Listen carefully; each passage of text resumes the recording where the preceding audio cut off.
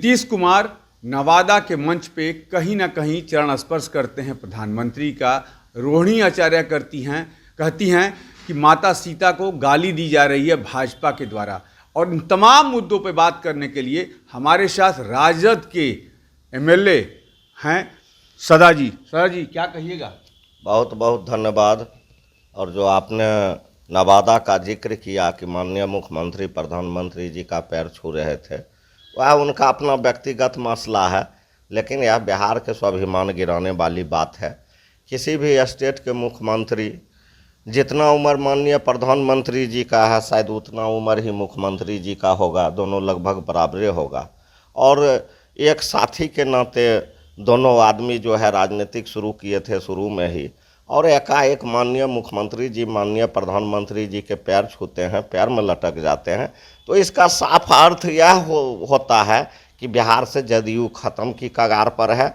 नीतीश कुमार जी को भरोसा हो गया है कि हमारी पार्टी को जनता ख़त्म कर रही है, अब हमारा जनादेश ख़त्म हो गया है, हमारा ज़मीन घसक गया है, इसलिए किसी तरह प्रधानमंत्री जी के पैर पकड़कर हम अपने राजनीतिक करियर को बचा के रखें। आपके बोल अलग हैं और आपके पूर्व उप मुख्यमंत्री के बोल अलग हैं।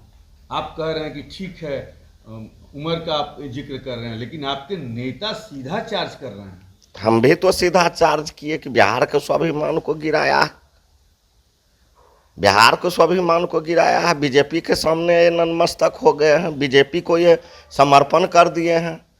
इनका जो समाजवाद का जो मुखौटा जो पिन्हे हुए थे वह बिहार के लोग देख लिया है। सदा जी, हो सकता है जो आपने अभी बात कही है कि बड़े हैं, हो सकता है 1 साल बड़े हों, 2 साल बड़े हों, उसके हिसाब से वो कहें कि नहीं भाई आप मेरे बड़े भाई हैं। नहीं, ऐसा कोई बात नहीं है। अगर बड़ा यह चुनाव में ही मंच पर क्यों दिखाई पड़ रहा है? बड़ा पहले भी न होना चाहिए। कभी पहले आप सार्वजनिक देखे हैं माननीय मुख्यमंत्री जी के, नीतीश कुमार के प्रधानमंत्री जी के पैर छू रहे हैं? ऐसा कहती है कि नीतीश हमारे छोटे भाई। हाँ, छोड़, वो अच्छा बात है। भाजपा हमेशा कहती है, यह भी कहती है तो अपमानित भी तो करता है। आप जहाँ जहाँ भी मंच पर आपने देखा होगा कि जब सरकार बना है, जहाँ जहाँ मंच पर है तहाँ तहाँ विजय सिन्हा जी और सम्राट चौधरी जी अगुवाए हुए हैं मुख्यमंत्री, या मुख्यमंत्री को पते नहीं है। एक मंच पर तो हम ऐसे इनका फोटो देखे कि जैसे ये माला पकड़ के रो रहे हैं, इनका माला भी नहीं पिन रहा है। तो माननीय मुख्यमंत्री जी का स्थिति ठीक नहीं है और ये बीजेपी के लोग इनको खत्म कर दिया है। और खत्म स्थिति ठीक नहीं है मतलब क्या, बीमार हैं? स्थिति ठीक मतलब राजनीतिक स्थिति इनका ठीक नहीं है। बीजेपी में मिल गए हैं, इनके पार्टी को बीजेपी खा गया है, खाने के कगार पर है, इसलिए सरेंडर कर गए हैं बीजेपी के सामने। अब इनके पास तो कोई विकल्प है नहीं। रोहिणी आचार्य अपने को मॉडल साबित कर रही है कि देखिए पत्रकार, उन्होंने कल पत्रकार पे आरोप लगाया है कि आप लोग हमारे पीछे पीछे क्यों घूमते हैं। क्या कहना चाहेंगे इस पे आप? सबसे पहले तो आप अपने शब्द आपस लीजिए, मॉडल शब्द का आप अपना शब्द सबसे आपस लीजिए। पहले आपने जो शब्द का प्रयोग किया यह एक पत्रकार का शब्द का प्रयोग नहीं होना चाहिए।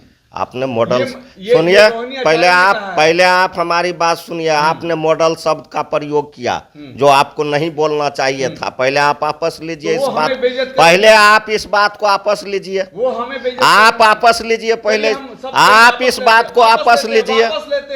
बोलिए, आगे बोलिए। हाँ, वो हमें ऐसे शब्द का उपयोग करेंगे। क्या शब्द, क्या शब्द का उपयोग किया, क्या शब्द का उपयोग किया बताइए, हम जवाब देते हैं। 10 लोग हमारे पीछे घूम के झगड़ते हैं, ऐसा शब्द का उपयोग किया। सबसे पहले आप एक बात जान जाइए, आपका जो पत्रकार जो है उसमें सब आप ही के विचारधारा के पत्रकार नहीं है, उसमें कुछ समांती विचारधारा के भी पत्रकार हैं और कुछ बहुजन समाज विचारधारा को भी मानने वाले पत्रकार हैं। तो जो पत्रकार समांती विचारधारा को मानने वाले हैं वह पत्रकार जान के चाहता है कि हम कुछ ऐसा कर दें कि जिससे रोहिणी आचार्य जी कुछ बोले और लोगों पर वैसा फर्क पड़े, लेकिन वो सब होने वाला नहीं है।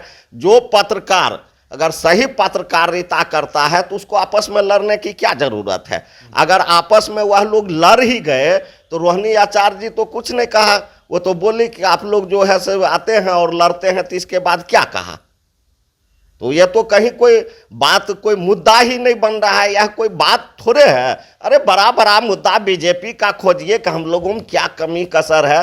बीजेपी के पास और जदयू के पास, उसके गठबंधन के पास कोई मुद्दा थोड़े है।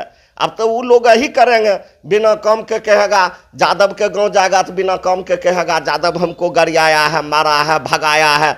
तो ये लोग तो ढंगबाज है, नाटकबाज है। अब इन लोगों का नाटक शुरू हो गया, तरह तरह की बात अपना भी बोलेगा, तरह तरह की बात कैमरा पर भी लोग से बोलवाएगा।